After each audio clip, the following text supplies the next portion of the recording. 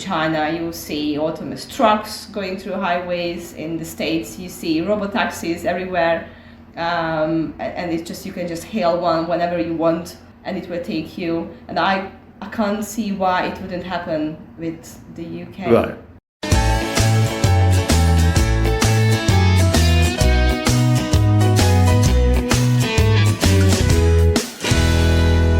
Welcome to Calling All Stations, the transport podcast. I'm Christian Warmer, an author and journalist who has covered transport for the past 30 years.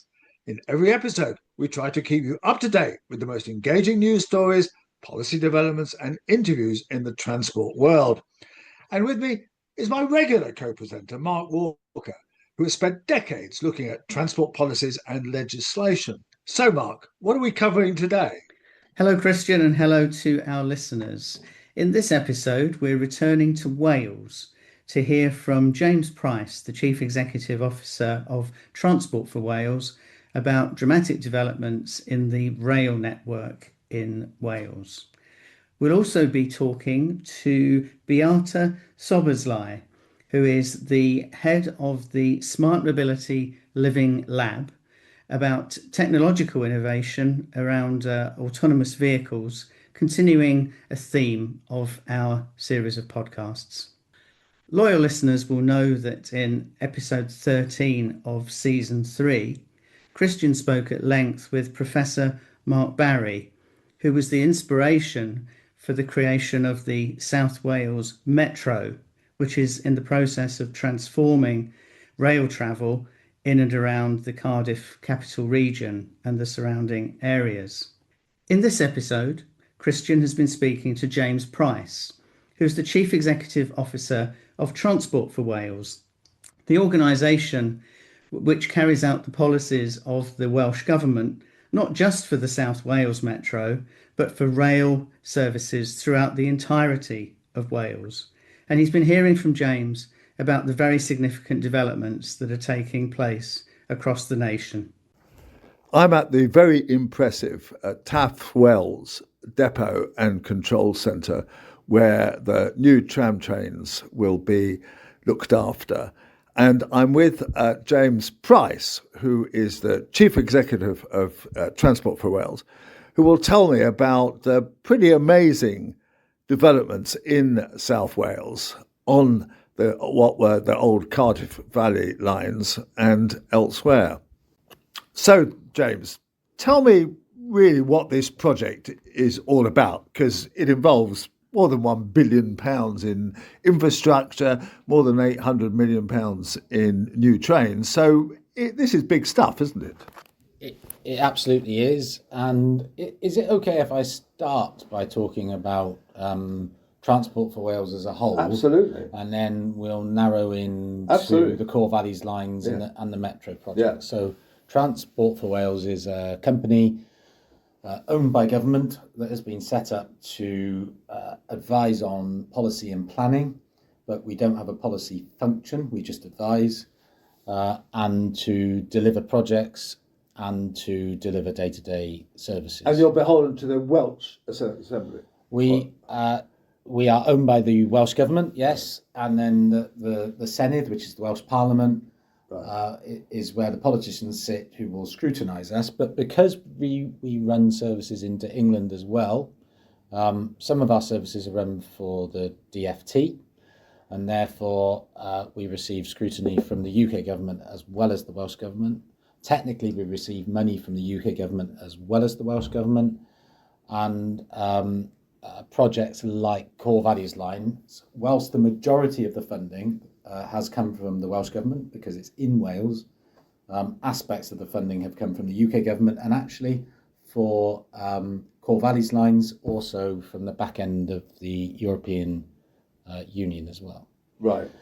So basically you're in charge of all the railways in Wales, and you've taken over the franchise in a way that, because it was, of course, famously Arriva that was the franchise holder, and so now it's yourselves, is it? That's quite correct. So on a Wales-wide basis, we run the vast majority of services in Wales. We run all the services in South East Wales on the metro area.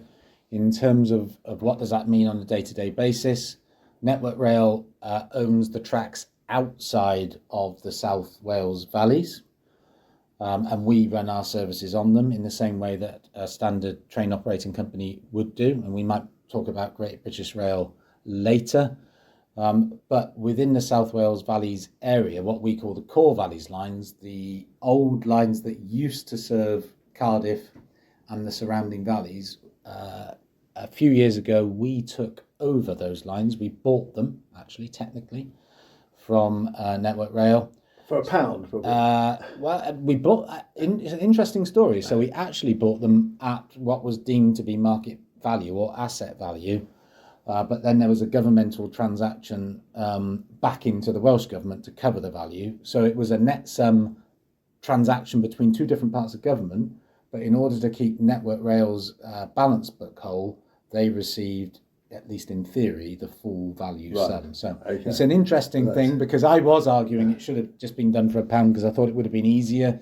But because of all the historic borrowings, it was done in a more complicated way. You have to play these games. Absolutely. But the more interesting thing, I guess, is that now we have a vertically integrated railway all under the banner of Transport for Wales that we have been running in South East Wales for several years now.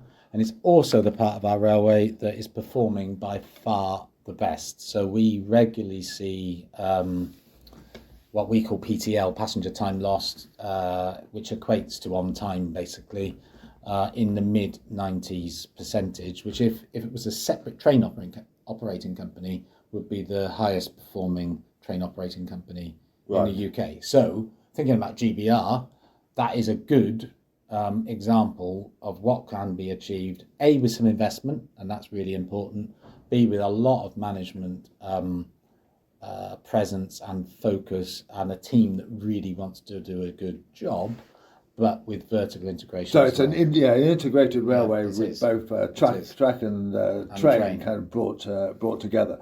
So just explain to the listeners what these lines are. The Cardiff Valley lines were once a franchise of their own. I'm old enough to remember that. And then now, after a period with Arriva, they've gone into part of your remit. Just what are these lines and how many of them are there? Okay, so the history of many of these lines, if you follow them right back, of course, was that these were lines that were being used for heavy freight and in the main coal from the Valley Heads down towards Cardiff Bay and then to be sent around the world. Right. Some of them built very, very quickly in the day when you look back on it. Of course, many of them are not in existence any longer.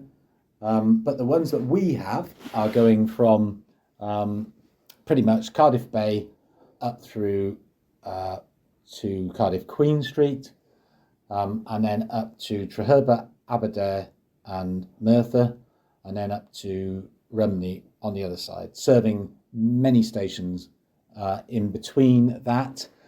The mileage that we cover, or the passengers that we take anyway, is over 50% of our passengers travel with us on our Valleys line services, despite the fact that it's only 50% of what? Sorry. Our total passengers Of the are whole of on the Wales, Valleys. right. Of the whole of Wales are on Valleys, Right. despite the fact that Valleys is probably only 10 or 15% of the total Wales network. Right. So it's a bit like, if anyone understands the trunk road network, the Valleys lines feel quite a bit like the trunk road network, as in quite a small total length, but very, very intensively used. Now, there is a political and a societal and an economic sort of problem with that, which is Transport for Wales exists for the whole of Wales, not just for South East Wales. Right. And one of our challenges is how to provide high quality services to all of Wales. One of the things that we are doing on that, or the most obvious thing that we have done on that, is to increase the amount of rolling stock we have running on all of the Network Rail routes and replacing all of that with longer, better, newer trains. So that's the CAF 197 units, if anyone's interested. And then they're coming into stream now? For everywhere other than the Cambrian line, they are already in. So if you were to look at North Wales universally runs new rolling stock. It just so happened I travelled on the Cambrian line a few weeks ago and they weren't there, right? No. So Cambrian is the only place outside the valleys where you will see legacy rolling stock, pretty much. So that's one of the things we're doing. Other things that we have been doing is to... Sorry, when are they going to be okay? On Cambrian, next as soon as possible next year is the honest answer. So then Wales will have a completely new fleet of trains? Pretty much, yes. Depending on how you present new, and obviously all of this stuff is getting a year older every year, but we will have replaced all of it, with something much better than we had before. And then we have quite significantly increased the timetable provision outside of South East Wales as well as inside South East Wales. So, for example, the North Wales timetable is going to have a significant uplift next year, which will see doubling of frequencies in quite a few areas. In South Wales, on the South Wales main line, somewhere like Pencoed, so basically a doubling of frequency. And then if you look into North East Wales, we're working on a project which is similar to the Valleys lines, but it's right at the beginning of the project at the minute, around Network North Wales, which is how do we create the type of connectivity that we have been building in South East Wales in North East Wales. The challenge, of course, is in other parts of Wales, we don't have the legacy of this Victorian infrastructure that we can build upon. So it tends to be more expensive, and it also is more multimodal. So the role of bus and the role of coach, the role of light rail, guided bus, all of those things will be very important. So James, tell me about the tram trains and why these were necessary. Yeah, so the tram trains is a different proposition from the tri-mode normal trains, which are 756 classes. Tram trains are 398, both made by Stadler. And the proposition for the tram trains is exactly that. They can operate as a train when they're on the normal rail network, where they can run far faster than a tram could because we've got a lot of distance to cover, but they can also run on the street and come off the network. But at the moment, there's no bits where they'll go onto the street.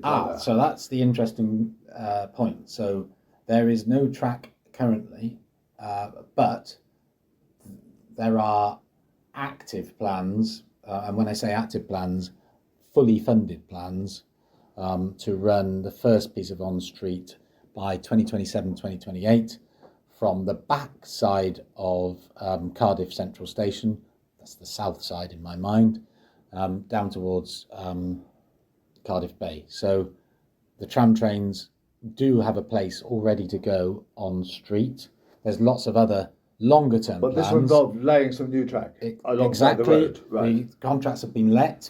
Cardiff Council is the promoter of the scheme. It's got UK government money in effect in it. It's got Cardiff Council money. It's got Welsh government money in it. So there is a place for these vehicles to be used. This will be a first, because there was Rotherham had some tram trains, which I've been on. Opened a long time ago by I think Goldsmith when he was transport minister.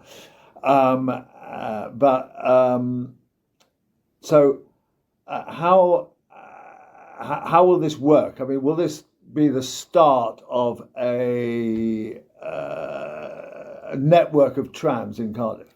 Well, that's the plan. And certainly that will be Cardiff Council's plan. They would want to see this extended further down past the final stop in Cardiff Bay, around past the Opera House, and then just trying to get my bearings here, eastwards, back down towards Newport. But of course, this isn't just about Cardiff either, and the original vision absolutely still stands. So if we were to view our first bit of on-street running as a bit of a proof of concept, there are lots of other places further into the valleys and further north within Cardiff where there's significant interest. So the most famous one, I guess, is the so-called Northwest Corridor, which has been described quite a lot, which would see from the suburb of Llandaff, where there's significant house building taking place, all the way up into RCT, a new tram corridor going in there. Now, these are all some years... Sorry, into RCT? Rhondda Cynon where we are now, basically. These projects are some way off, by definition. Right. They'll be dictated by political cycles and when there's funding available, but they're inherently linked to regeneration, economic development, and I'm certain that many of these projects will come to life. Right. Okay. So just one last question on the tri-modes. How often will these pantographs have to come down and up, and is that automatic? Okay, very good question. You know, is it going to be problematic? So they will come up and down quite a lot, is the answer. So there's quite a lot of sections where... Yes, many tens of sections. So we're not talking about 3 or 4, many tens of sections where this will happen, which is why it needed to be automated. Can't be left to a driver, which is no disrespect to a driver, but if you were to get this wrong, you'd be ripping down wires and various other things. Yeah. And there are many distractions potentially when you're driving, particularly if you're driving in tram mode, where you obviously have got line of sight to be looking at. Right. So the way these work is the smart technology is actually on the train, but the track has a series of beacons on it which put out an RFID type signal. RFID? It's a radio frequency signal. Right. The same type of way that your credit card works, I believe. Right. But you're getting to the end of my technical knowledge on that. But I do know it puts out a signal. The train reads the signal, or should read the signal.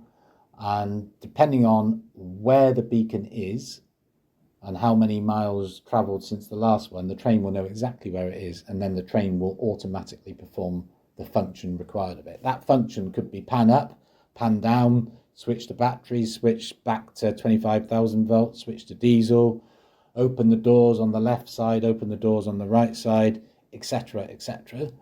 The good news is that system is working currently as we speak. So every single Stadler unit that you will see go past us up to Treherbert Aberdare Merthyr, and that's pretty much every single service every day for the last 2 years, uses this every time it goes through a section. Initially, our success rate was about 99.7%, something like that. Now, you might say, well, that's really good, but what about the 0.3% where you're ripping a wire down then, James? The good news is, obviously, we didn't build a system where that can happen. The pans, if the wire's stopping, the wires gradually go up, so the pans go up, reach their final extension, and then they drop back down.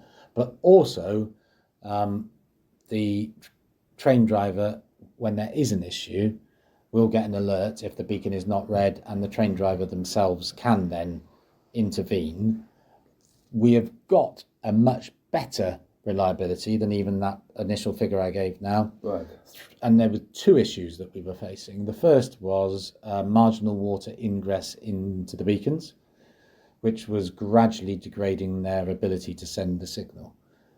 Interesting as to why that should have happened, because these are not new beacons. Well, sorry, they are new beacons, but it's not a new design. It's used all across Europe, and this was the first place it had been seen. Now Wales it rains a lot. Well, I was going to say Wales is quite wet, but I don't think it's wetter than the wettest part of Europe, and it rains everywhere. But something happened, which is unfortunate.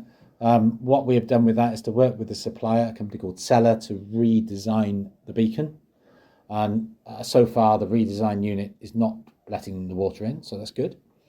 The second thing that we found, and this was in a very, very small number of cases, that I think the rolling stock community would use the term the kinetic envelope of the vehicle, was potentially meaning that the reader was marginally in the wrong place for the track. Maybe it was coming round a bend, at a certain speed, and that led to a number, again, a ridiculously small but still real number of beacon misreads.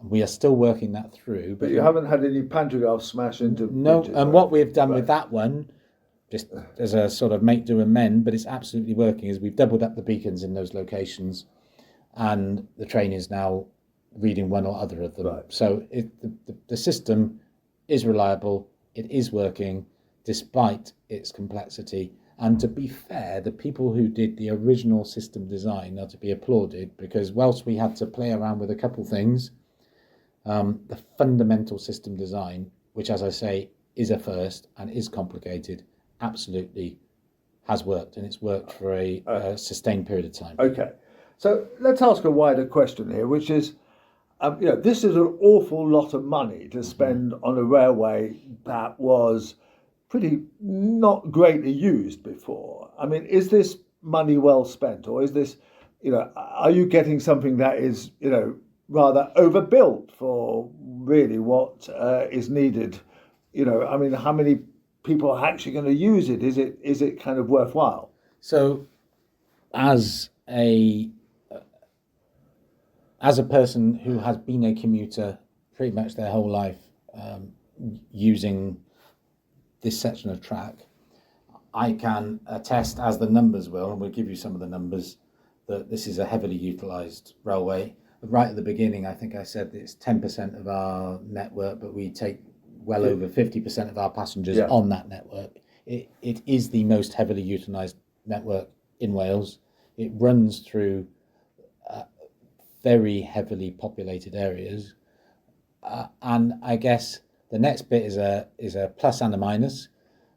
The only way in and out of a lot of these communities is either a road called the A470, which actually you have to get off the A470 for some of these communities as you get towards the top, which gets heavily congested, or the railway, or don't bother. So the railway is a lifeline for anyone who has to commute every day. Now, you might say, well, lots of people don't commute anymore since COVID, but what we are absolutely seeing is that people are, rightly or wrongly, being told they have to come back to the office. Our growth on passenger numbers has been in double digits for the last 3 years. In fact, we've outperformed pretty much every other part of the UK network. So I have absolutely no doubt that it's something that was worth doing, and it's a heavily utilised asset. Right. Our challenge, I think, is to make it heavily utilised throughout the day, not just in the peaks, to make it part of the way everybody lives their life. Right, and has it stimulated development? So yes, but there's a lot more to come. So the three areas I would point out, and we'll do it maybe in reverse order of societal importance, okay? So biggest numbers, arguably least societally important, arguably, would be the centre of Cardiff itself. So if you go around anywhere around the Cardiff Central, you will see massive development that's gone in there and huge numbers of jobs. Interestingly, that development itself was badged and funded as Metro Central.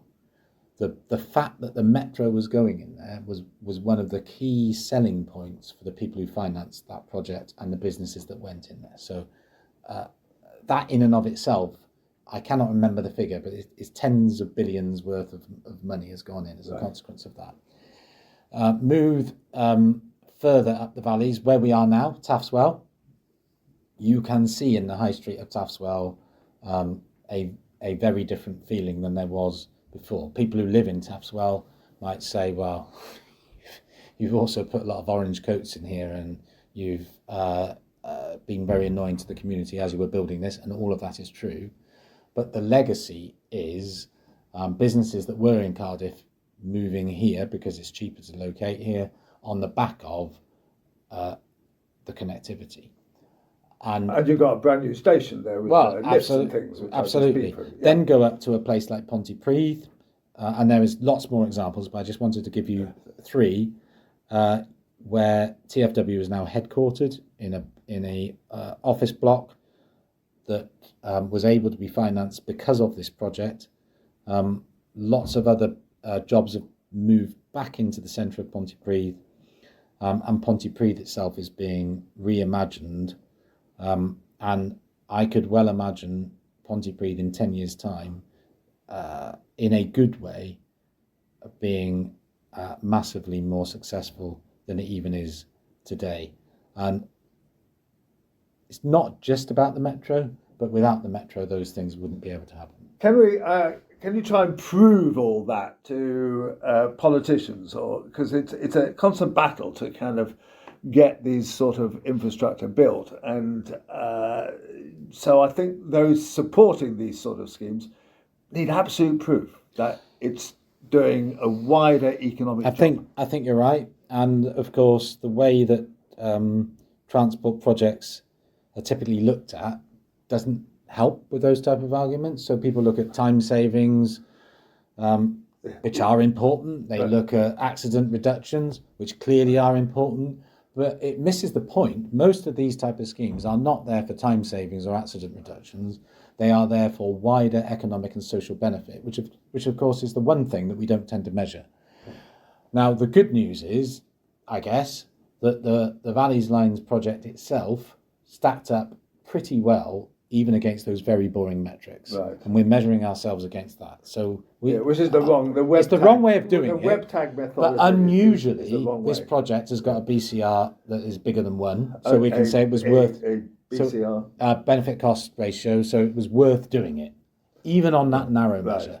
What we are also doing is measuring the wider piece to tell the story. And for what it's worth, as someone who's worked in all different parts of government, including Treasury, and spent a long time in delivery, trying to measure and argue on the basis of why you are doing something is what we should all be doing. Why we're all playing this weird game about arguing that a project is for something that it's not for is beyond me. So this will require continued subsidy. I mean, this railway. Yes, I mean that's because of the wider economic. Absolutely, benefits. It's a public good, and as anyone who's studied any amount of economics knows that the public good is all about externalities.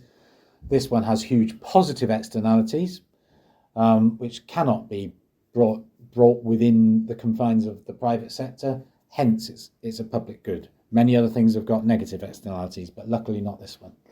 Okay, just one last thing. I mean, you've also innovated pay-as-you-go, and this is a novelty in outside of London. It is, and I think the team should be rightly proud of what they've done here because they've done it very quickly, and it's been very effective.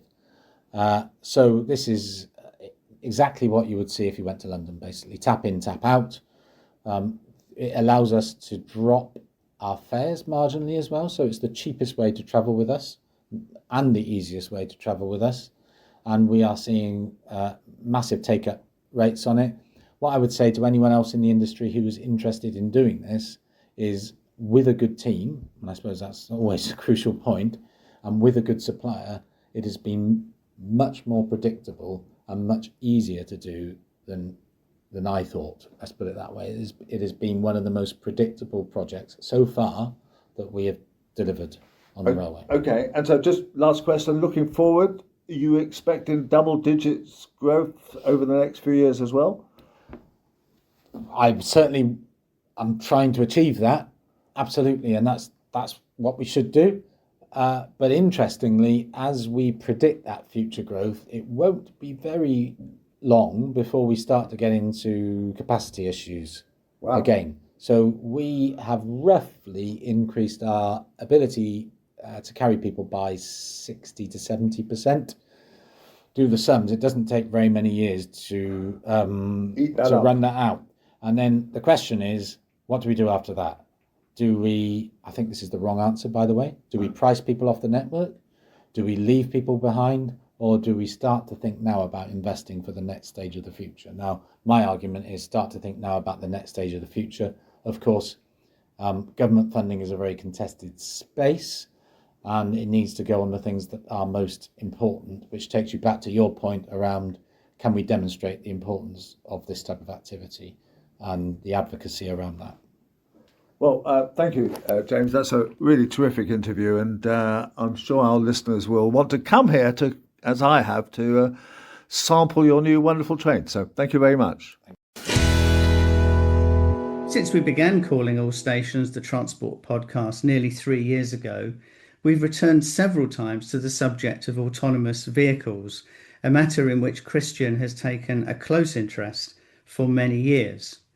In this episode, Christian has been speaking to Beata Szoboszlai, who is Head of Innovation Partnerships for an organisation called TRL, which many people might recall used to be known as the Transport Research Laboratory. They have an institution called the Smart Mobility Living Lab, which is looking closely at how technology can be used to deploy autonomous vehicles. And here's Christian's interview with Beata. I'm at the Smart Mobility Living Lab in Woolwich, which is a kind of testing ground for new transport technologies. And I'm with their Head of Innovation, Beata Szoboszlai, who is going to tell us a bit about what they do here and what she thinks they're going to be doing over the next few years. So, Beata, tell me what your basic testing ground is about here. Hi, Christian. Thank you for being here and interested in the Living Lab. What we do here is quite unique because this is the only testing site where you can test autonomous vehicles or human behavior, the behavior of cyclists, pedestrians in a real urban environment.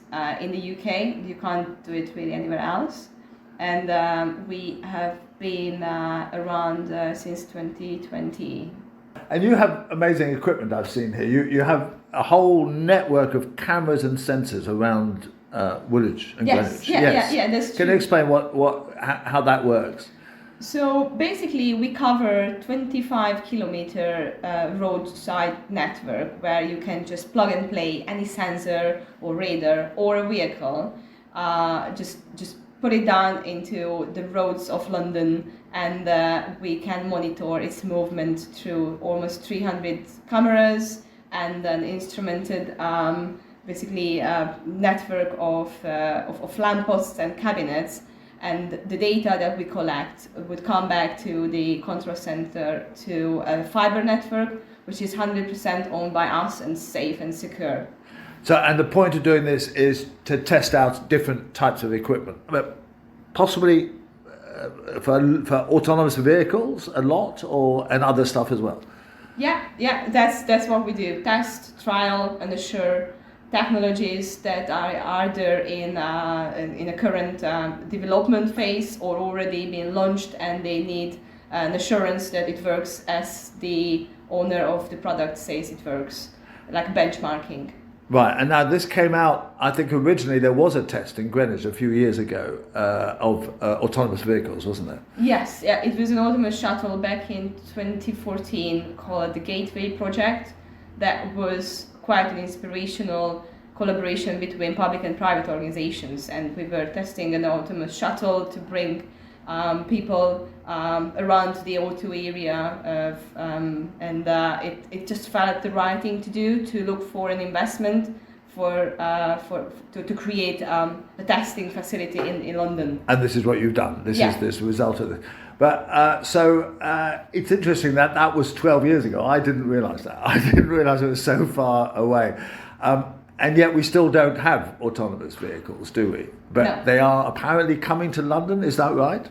Well, that's what we all see from the news and the media, that next year, April 2026, we are going to have robotaxis. And do you think that is the case?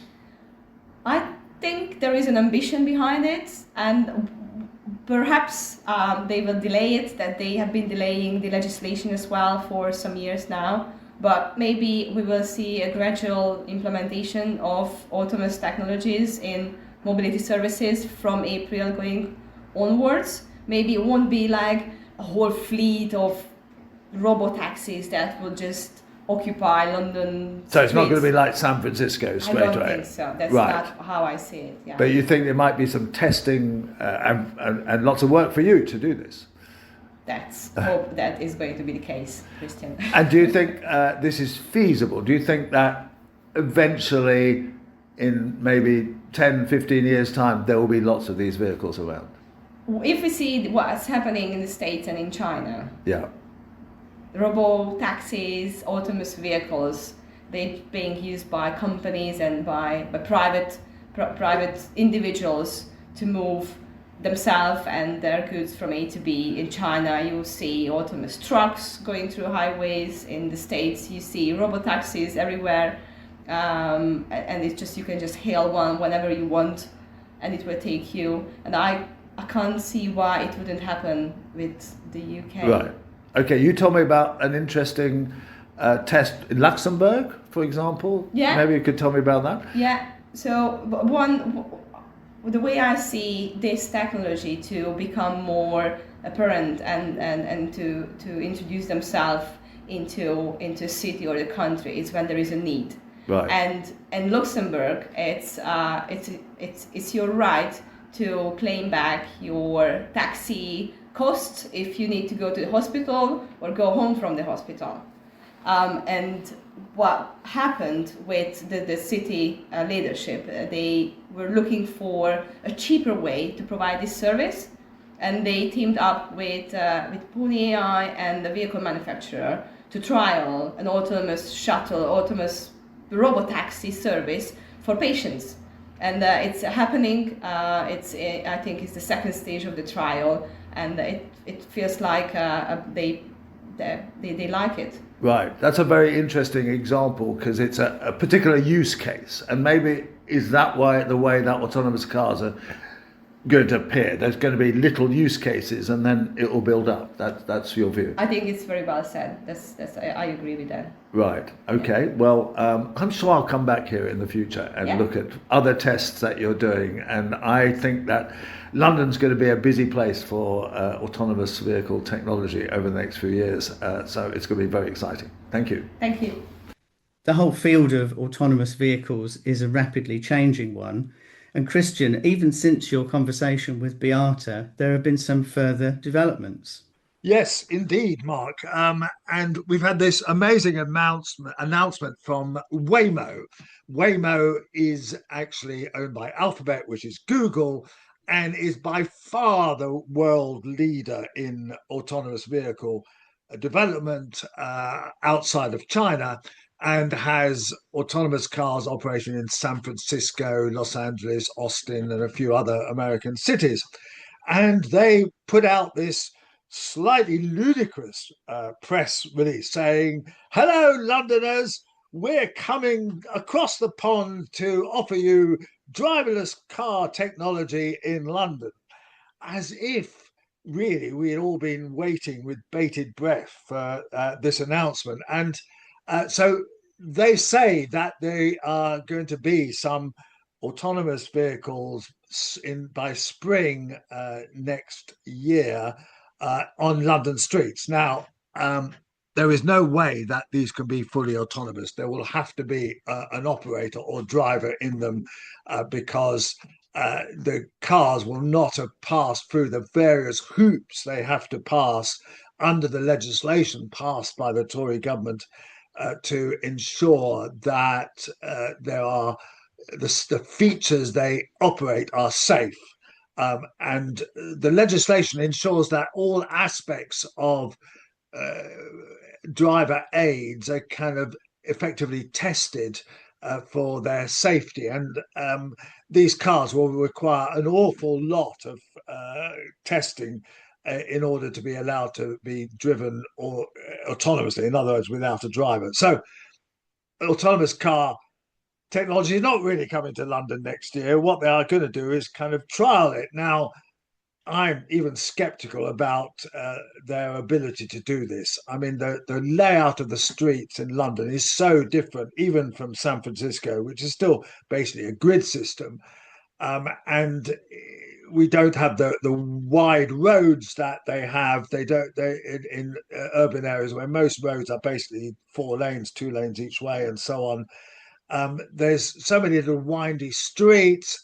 I would have thought there's, even with the skyscrapers we have in places, there must be places where it's very difficult to get any sort of signal at all, and therefore, will they be able to cope with that? I mean, all sorts of questions about this.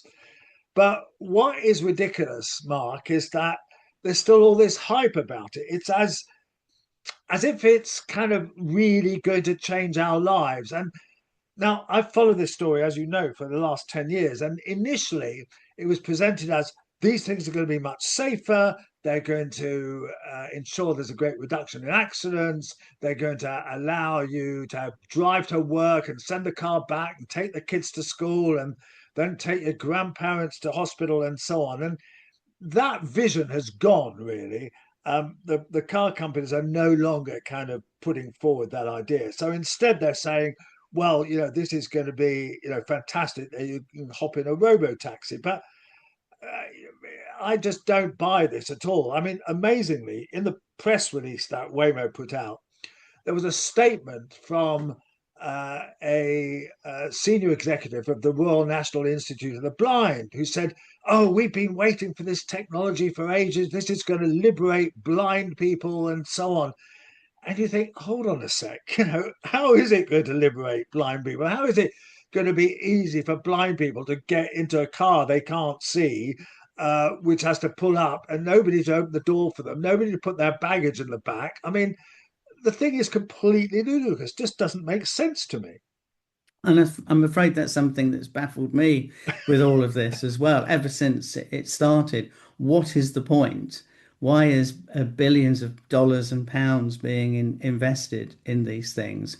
And what I also find astounding are the claims on the number of jobs that these autonomous vehicles are allegedly going to create, which doesn't seem to take into account the number of jobs that they will destroy.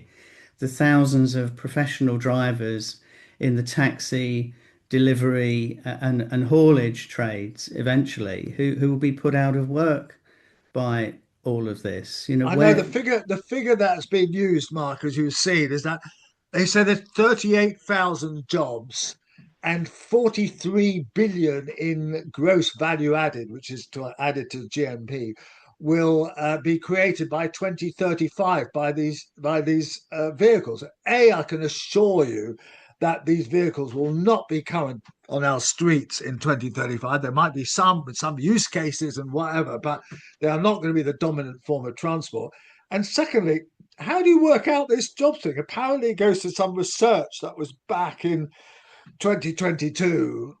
I don't know, some kind of obscure research, but it's an absolutely ridiculous notion that this is going to create a lot of jobs. I mean, it's going to destroy jobs if it was really going to function. But I don't think it will function. So the whole thing is a mystery, Mark, and it's all about hype. And ever since I've been writing about this, it's really the hype that I'm kind of been knocking. Maybe these things might be useful in the long term, and they might kind of save some hassle of driving, and they might help some people. But it's the hype that I think we really have to knock. I think we're probably looking more at technology that can assist drivers, aren't we? That rather than replace drivers, it seems in truth. I mean, the other thing that astounds me is that we're introducing all of this these new vehicles and technology onto the road network, and the enforcement of our existing road traffic laws is so abysmal that I was only listening yesterday to a Nicky Campbell Radio 5 Live program with people phoning in with their experiences of the lawlessness on the highways, even with the existing vehicles that are deployed. So let alone what further complications will be generated by these vehicles, and whether there'll be any enforcement of those laws that you mentioned on how they're going to operate.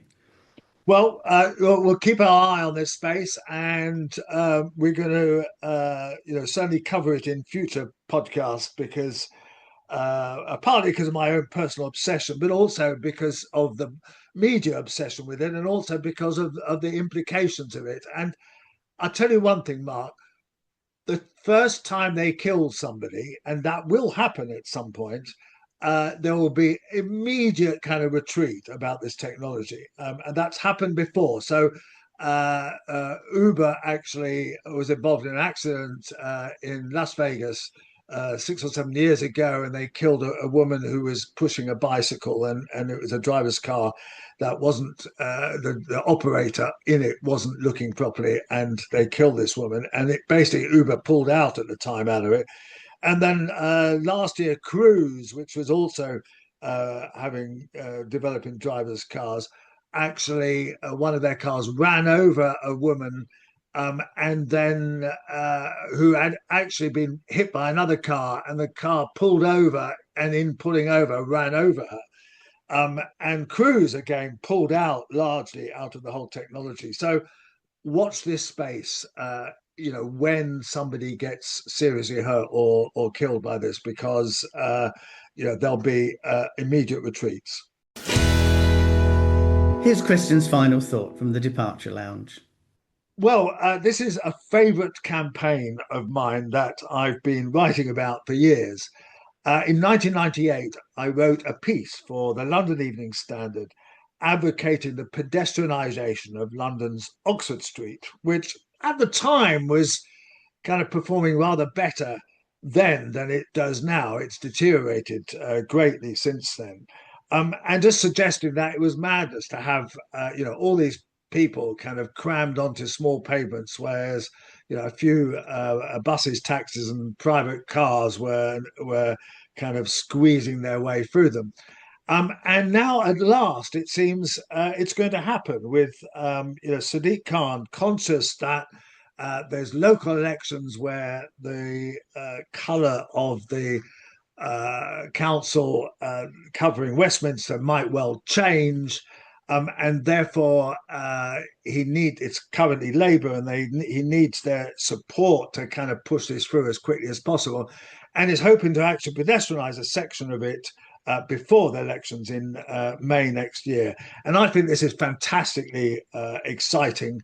And I do actually claim a slight amount of responsibility for this, because when I was campaigning to be the Labour candidate for mayor, I mentioned this in the first hustings that I attended, and Sadiq at the time said, "Oh, that's a good idea. I'll take that up." So, maybe I have some responsibility for it, so I can be proud that I contributed to this change. So let's hope it happens, and happens quickly.